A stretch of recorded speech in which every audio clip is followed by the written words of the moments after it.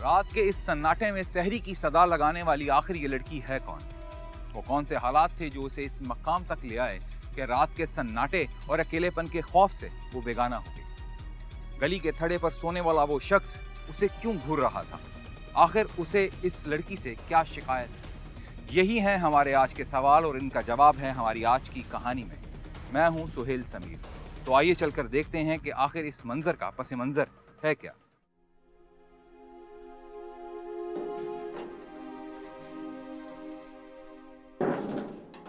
आ गई निगाह तू? हाँ आ गई, सही और जिंदा सलामत। खाना निकालने जा रही हूँ। बड़ा मजा आता है ना तुझे मुझ जैसे बूढ़े को सताने का। रोज कहता हूँ कि मुझे साथ ले जाया कर, लेकिन एक नहीं सुनती तू मेरी। शुरू के रोजों में तुम्हारे साथ ही तो जाती थी ना बाबा। अब तुम्हें दिखाई देना बिल्कुल ही बंद हो गया है, तो मैं क्या करूँ? तुम्हें साथ लेकर जाती हूँ ना तो सहरी जगाना इतना मुश्किल नहीं होता जितना तुम्हें बार बार गिरने से बचाना होता है। और यहाँ अकेले रहना मेरे लिए कितना मुश्किल हो जाता है, ये कभी सोचा है तूने? जब तक तू वापस नहीं आ जाती ना, न जाने कैसे कैसे ख्याल आते हैं मुझे। वहम का इलाज तो हकीम लुकमान के पास भी नहीं है बाबा। 20 रोजे हो गए मुझे अकेले सही जगाते हुए। अगर कुछ होना होता ना तो अब तक हो चुका होता। फिर भी बेटा, इंसान को अपने तौर पर एहतियात करनी चाहिए। तुम्हारी दुआएं साथ लेकर जाती हूँ घर से। बताओ और क्या एहतियात करूँ? हर बात का जवाब है तेरे पास। लेकिन तुम्हारी फिक्रें फिर भी खत्म नहीं होती। क्या करूँ? बाप जो। ये लो खाओ। सहरी का वक्त खत्म होने में थोड़ा टाइम रह गया है। कल से मैं तेरे साथ जाऊंगा। बिल्कुल भी नहीं। तुम्हें मेरी ये बात समझ में क्यों नहीं आती बाबा? तुम्हें साथ लेकर जाने में मेरा काम और भी मुश्किल हो जाता है। यूं 1-1.5 घंटे में जाती हूँ और वापस भी आ जाती हूँ। अगर तुम साथ होगे ना तो बोझ हो गया हूँ ना मैं तुझ पर। अल्लाह ना करे। तुम तो मेरे सर की छाऊ हो बाबा। ऐसी बातें मत किया करो। क्या करूं बेटा, अपने घर जाने की उम्र है तेरी, लेकिन गली गली सहरी जगा कर मेरी दाल रोटी का बंदोबस्त करना पड़ रहा है तुझे। कोई दाल रोटी का बंदोबस्त नहीं कर रही मैं। तुम्हारी पिछले महीने की तनख्वाह से ही अब तक खा रहे हैं हम। और ईद पर सब घरों से पैसे मिल जाएंगे ना तो फौरन जाकर तुम्हारी आंखों का ऑपरेशन करवाएंगे। फिर खुद ही कमा कर लाना जैसे रमजान से पहले कमाते थे। और मैं बैठ कर खाऊंगी। ये लो जल्दी से खाओ।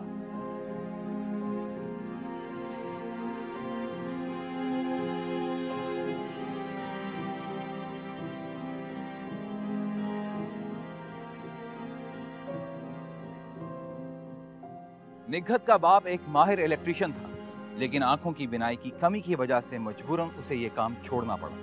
रोजी रोटी के लिए उसने निघत के साथ सहरी जगाने का काम शुरू किया, लेकिन बदकिस्मती से कुछ ही दिनों में उसकी आंखों की बिनाई मुकम्मल तौर पर चली गई, तो मजबूरन निघत को यह जिम्मेदारी संभालना पड़ी। बाप ने शदीद मुखालफत की, लेकिन निघत ने अपने बाप की एक ना सुनी। तब से अब तक बाप की हर रात इस फिक्र में गुजरने लगी कहीं उसकी बेटी के साथ कुछ हो ना जाए।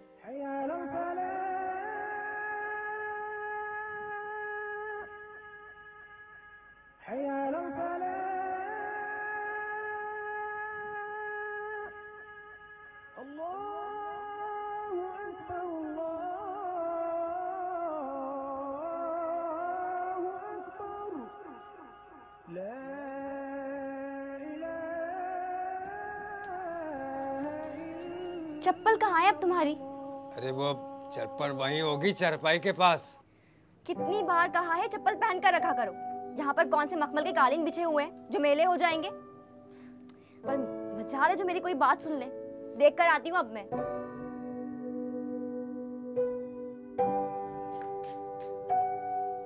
यहाँ चप्पल नहीं है। अरे अरे ध्यान से देख, वहीं होगी। यहाँ नहीं है बाबा। ओहो, वो चप्पलों के डिब्बे में देख ले।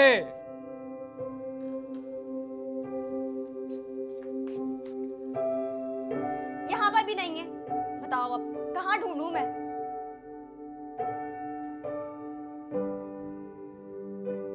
ये देखो, ये कोई जगह चप्पल ताड़ने की। मिल गई क्या? हाँ मिल गई। यहाँ मसेरे के नीचे पड़ी हुई है। देखो, अरे मुझे बिल्कुल भी याद नहीं रहा। हाँ, वैसे तो हर बात याद रहती है ना। कभी अपनी छड़ी रखकर भूल जाते हो तो कभी दवाइयाँ।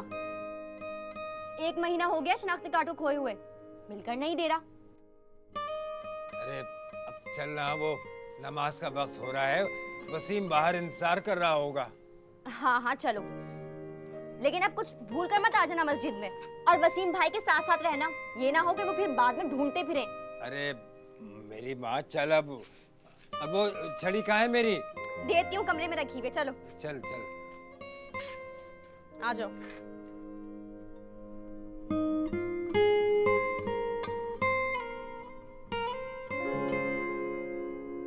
फिर आगे का क्या सोचा तूने? शादी के बारे में? तौबा, कितनी जल्दी है तुझे अपनी शादी की। तो तू क्या पूछ रही थी? मैं तो रोजी रोटी का पूछ रही थी। शहरी में जगाने वाला काम तो रोजों के साथ खत्म हो जाएगा, फिर आगे क्या करेगी? कुछ सोचा भी है तूने? लो भला, इसमें सोचने वाली कौन सी बात है? जैसे ये काम मिल गया, जैसे कोई और काम भी मिल जाएगा, रब ने चाहा तो। तुझे अपने बीमार बाप की कोई फिक्र नहीं है निघत? पगली, उस बाप की वजह से तो कोई फिक्र नहीं है, खुद ही मांग देगा खुदा से कोई काम। माँ बाप की दुआ कब टालता है वो? वैसे यार, बड़े पते की बात कर देती है तू कभी कभी। बात तो मैं हमेशा ही पते ही करती हूँ, तेरे पल्ले कभी कभी ही पड़ती है। वैसे एक बात तो बता, आधी रात को शहरी में अकेले जगाते हुए तुझे डर नहीं लगता? बिल्कुल भी नहीं। बाबा कहते हैं शहरी में जगाना नेकी का काम है, और नेकी का काम करने में डर कैसा? वैसे तू है बड़ी बहादुर। बाबा भी यही कहते हैं। चल, ये तो हो गया। वसीम काम से आने वाले होंगे, फिर हमें बाजार भी तो जाना है। अच्छा सुन, वसीम भाई को ना मेरी तरफ से शुक्रिया कहना, बाबा का बड़ा ही ख्याल रखते हैं वो। एवी, मेरा शौहर है तो तेरा भी बहनोई हुआ ना, और वैसे भी इतना भी नहीं कर सकते क्या वो तेरे बाबा के लिए? चल, चलती हूँ। अल्लाह हाफिज।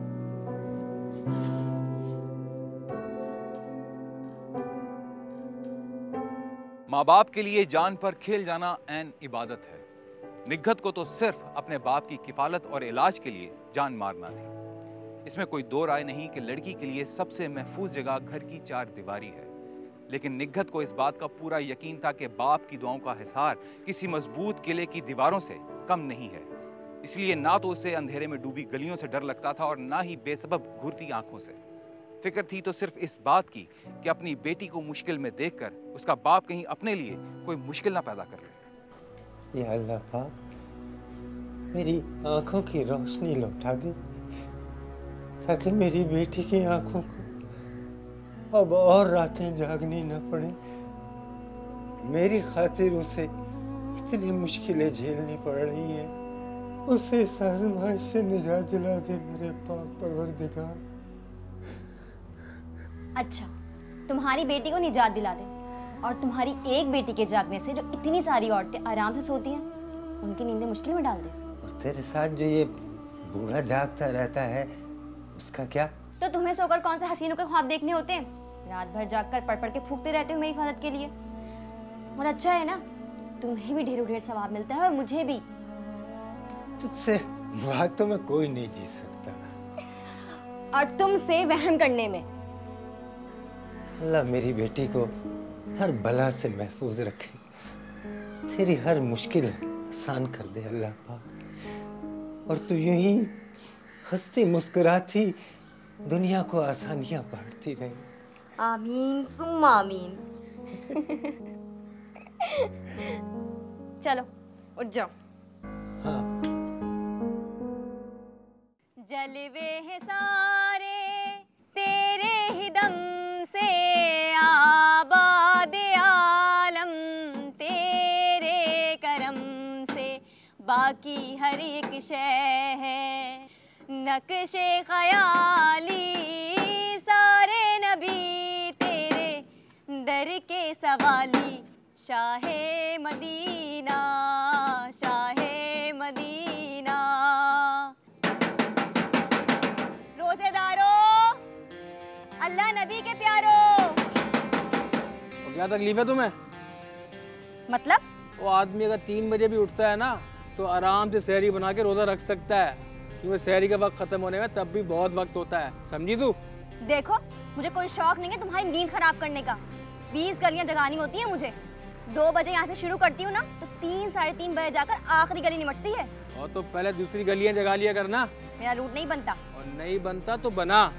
और मुझे किस जुर्म की सजा दे रही है तू? मैं क्यों देने लगी सजा तुम्हें? और अगर तुम्हें ज्यादा ही परेशानी है ना तो कहीं और जाकर सो जाया करो। थोड़े से तो रोजे रह गए और वैसे भी कोई कब्जा नहीं कर लेगा तुम्हारे इस बंगले पर। और बीबी, सारी दुनिया के पास ना मोबाइल फोन है और हर मोबाइल में अलार्म होता है जिस पर टेम लगाकर बंदा जब चाहे उठ सकता है। और हर कोई तुम्हारी आवाज से ना अब भी नहीं उठता होगा। हाँ हाँ मुझे पता है, हर किसी के पास मोबाइल होता है, लेकिन किसी की बैटरी खत्म भी तो हो सकती है ना। कोई अलार्म लगाना भूल भी तो सकता है ना। और कुछ लोग ऐसे भी होंगे कि रोजा रखना नहीं चाहते होंगे, जब मेरी आवाज से उठ जाते होंगे तो ना चाहते हुए भी रख लेते होंगे। लगता है तू ऐसे नहीं मानेगी। मैं किसी तरह भी नहीं मानूंगी। और हाँ, आज तो बोल दिया तुमने, आइंदा मत बोलना, समझे? जाओ जाकर सो जाओ अपने बंगले पर। बड़ा आया बोलने वाला। Shah Medina, Shah Medina, Yathrib के वाली। मेरी जगह कोई बंदा होता ना, बताता फिर मैं उसको। आई बड़ी दर्द के सवाली, शाहे मदीना, शाहे मदीना।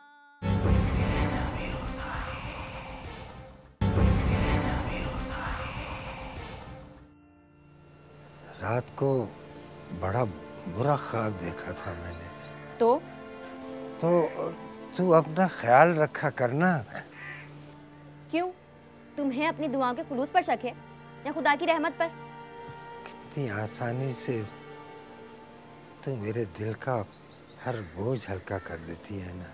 औलाद होती भी तो इसीलिए ना बाबा। खुदा ने पता नहीं माँ बाप में से कौन से पुर्जे लगाए होते हैं जो औलाद को किसी खतरे में देखते ही सायरन की तरह बजने लगते हैं। अभी कल ही मेरी उस आदमी से बहस हुई और कल ही पापा ने बुरा ख्वाब भी देख लिया। अच्छा अब बस कर दे ना, थक गई होगी। कोई नहीं थकी मैं, आराम से लेटे रहो। भाई रमजान को मुझे नौकरी से नहीं निकालना चाहिए था। काम पे लगा रहता तो शायद ये आंखें भी कुछ दिन काम करती रहती और साथ लगी रहती। हमेशा कोई निराली ही बात करना तुम भी बाबा। अरे आंखें कैसे लगी रहती तुम्हारे साथ जबकि उनके साथ खुद मोतिया लगा हुआ था। तो अच्छा हुआ रमजान चाचा ने बर वक्त छुट्टी कर दी तुम्हारी, वरना इलेक्ट्रिशियन का काम था।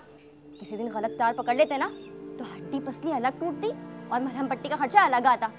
बस अब एक छोटा सा ऑपरेशन करवा दो, उसके बाद जैसा चाहे जो चाहे करते रहना। हाँ कहती तो तू ठीक है, तुझे देखे दिल बहुत दुखता है बेटा। और तुम्हारी इन बातों से ना मेरा सर दुखता है। चलो उठो और उठकर नहा लो।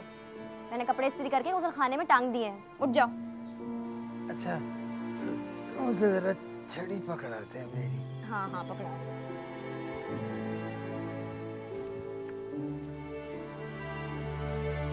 ये लो छड़ी, पहन चप्पल।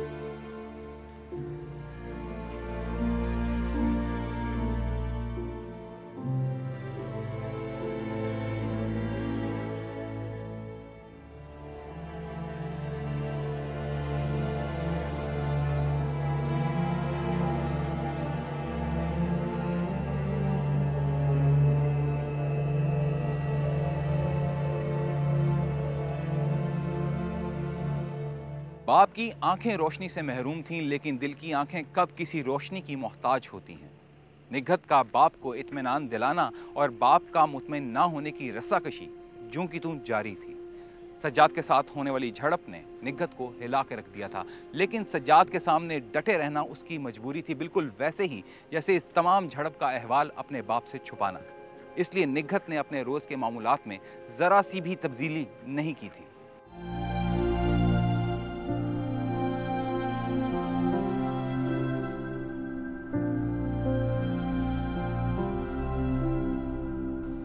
अभी कितने आराम से सो रहे हैं ना, और मेरे घर से कदम निकालते ही उठकर बैठ जाएंगे। या अल्लाह पाक मेरे बाबा की हिफाजत करना।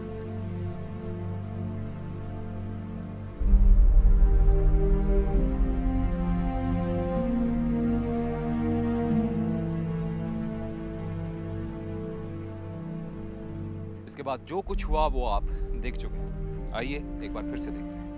Shah Medina, Shah Medina, Yathrib के वाली, सारे नबी तेरे दर के सवाली। शाहे मदीना, शाहे मदीना, रोजेदारों,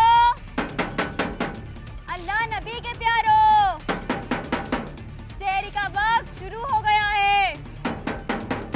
बिस्तर छोड़ो और सहरी की तैयारी करो।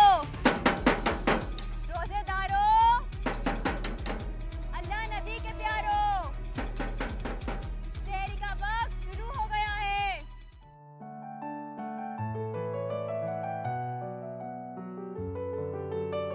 निघत, ए निघत, निघत। क्या हो गया, क्यों चिल्ला रही है? अरे तू बैठ तो सही, मैं तुझे दिखाऊं।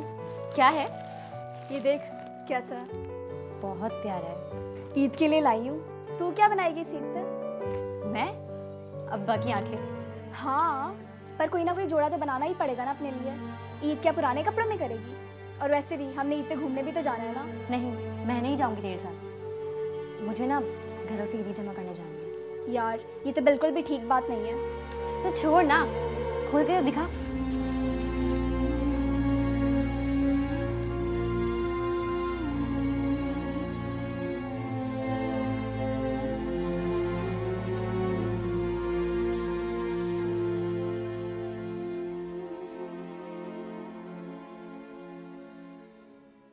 तूने जहाँ की महफिल सजाई, तारीकियों में शम्मा जलाई, हर सिमत छाई थी रात काली, सारे नबी तेरे दर के सवाली।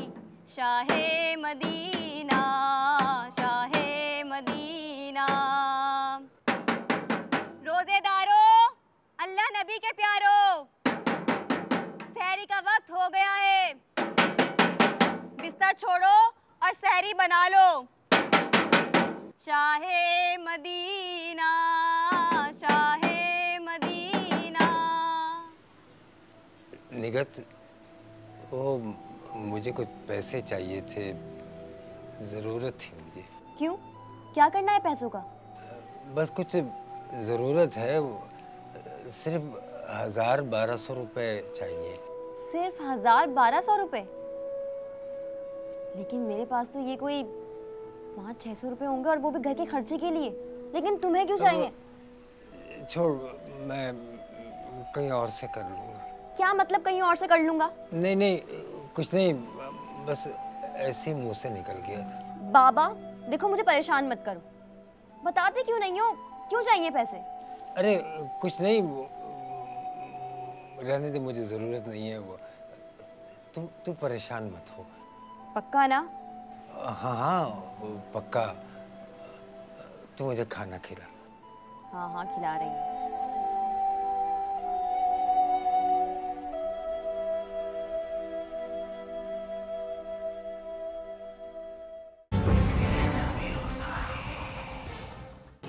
क्यों आया मजा? तू बहुत खबीस है यार। वो रहा 2 कदम पे पाकिस्तान होटल, और तूने उन्हें पाकिस्तान चौक भेज दिया। इतना लंबा रोजा है, टाइम पास के लिए इतना तो करना पड़ता है। कोई है बेटा? कोई है? जी अंकल।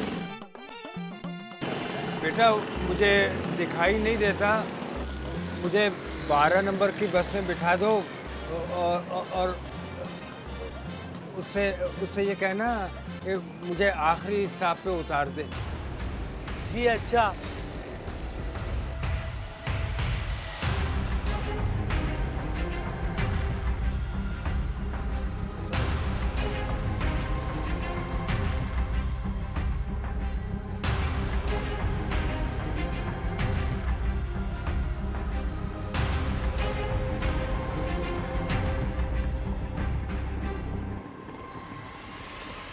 आज संभाल के।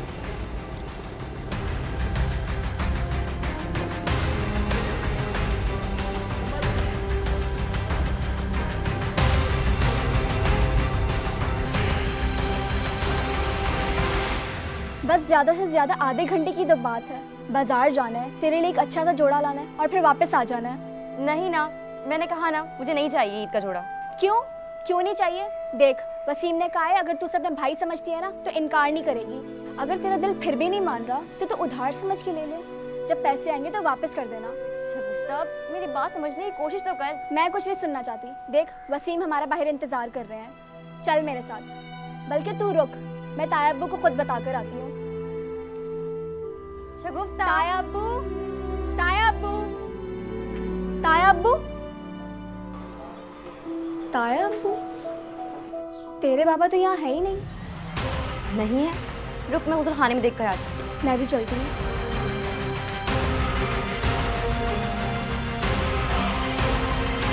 पापा नहीं है यहाँ पे। तो फिर कहाँ गए?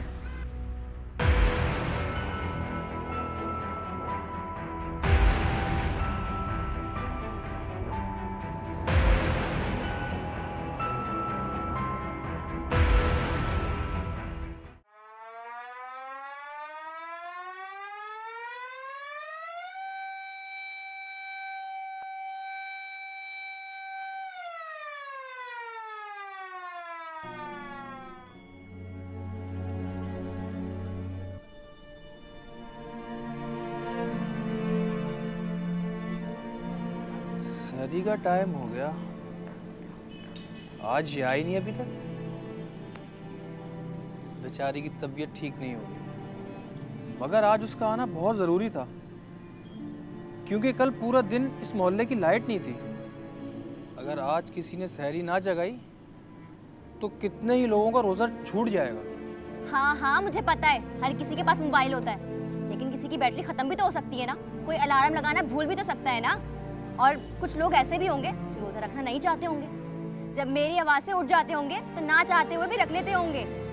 चल बेटा सजाद, आज नेकी का काम तो खुद कर।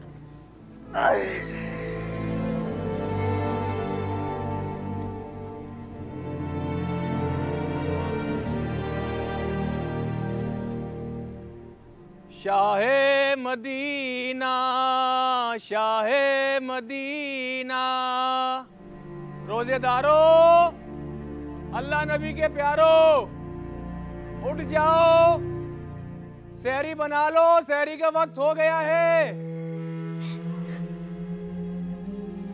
हौसला कर निखत, वो आ जाएंगे।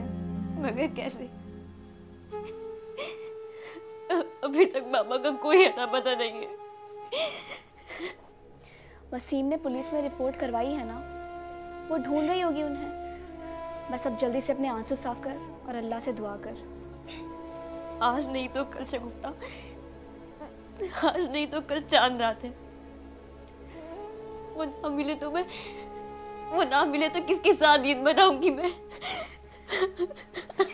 ऐसा कुछ नहीं होगा, हौसला रख, वो जल्द ही मिल जाएंगे।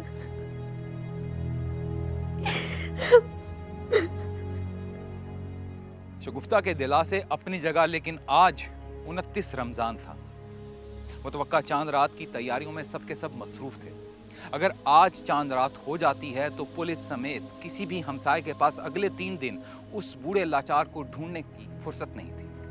ऐसे में निग्घत हाथ पर हाथ धरे कैसे बैठ सकती थी?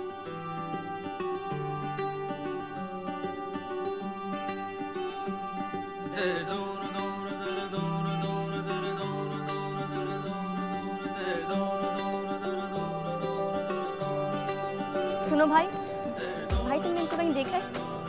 मेरे बाबा ही हैं। नहीं भाई ठीक से देखो। नहीं, मैंने इनको कहीं नहीं देखा। मौला मेरे मौला, मेरे मौला, मेरे मौला, मौला मेरे मौला। भाई भाई ये तुम कहीं देखे?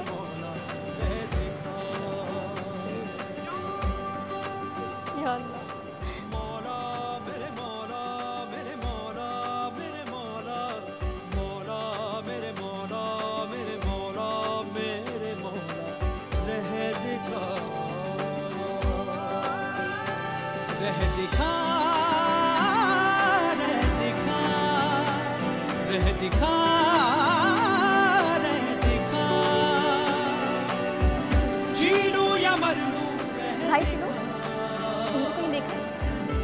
भटका है राही। कौन है ये? मेरे बाबा है, कल से लापता है। लापता है? हाँ भाई, गौर से देखो, शायद यहीं कहीं देखा। नहीं नहीं, मैंने नहीं देखा इन्हें।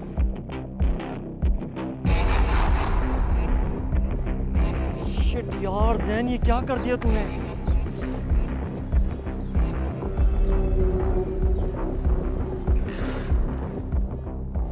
यार क्या कह रहा है तू? हाँ, वही बाबा जिन्हें तूने गलत बस में बिठा दिया था, लापता है वो। और उनकी बेचारी बेटी न जाने उनको कहाँ कहाँ ढूंढ रही है। यार ये तो बहुत गलत हो गया। चल, कहाँ? उन्हें ढूंढते हैं।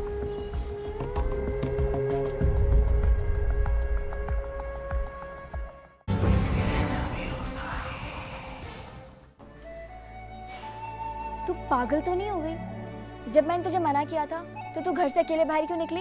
तो क्या करती मैं, अभी तक बाबा का कोई अता पता ही नहीं चला। तो क्या इस तरह गलियों में ढूंढने से वो मिल जाएंगे क्या? कौन ढूंढेगा उन्हें?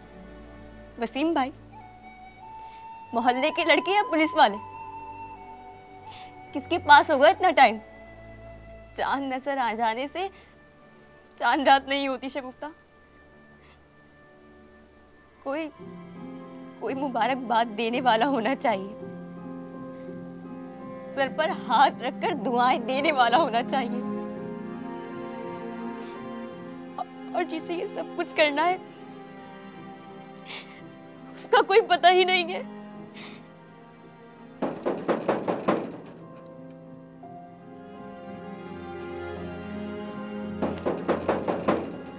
कौन है? आ रही हूँ। बाबा, बाबा आप आ गए? शगुफ्ता देख मेरे बाबा आ गए। पापा कहाँ चले गए थे आप, मुझे अकेला छोड़ गए?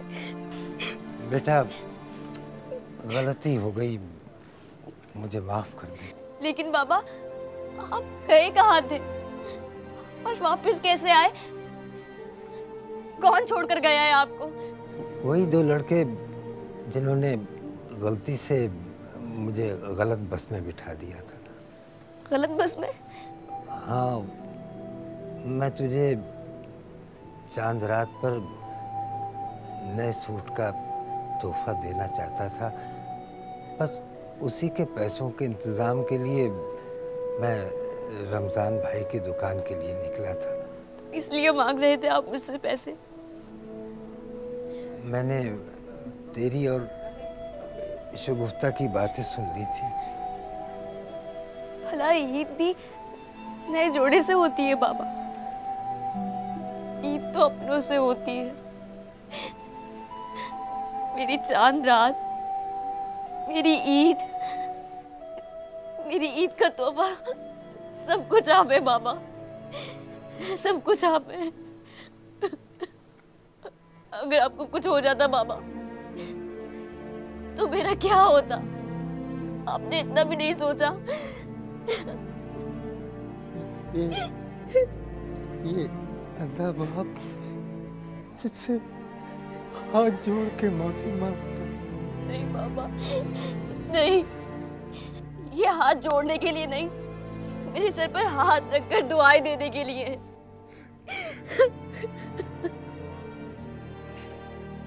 और हाँ बाबा, बहुत जल्द तेरी आंखों का इलाज भी हो जाएगा। निघत, तू बिल्कुल ठीक कहती है। ईद चीज़ों और कपड़ों से नहीं, बल्कि ईद तो अपनों से होती है। और तू तो बहुत खुशकिस्मत है, तेरी तो ईद से पहले ही ईद हो गई। चल, मैं ये खबर वसीम को सुना के आती हूँ।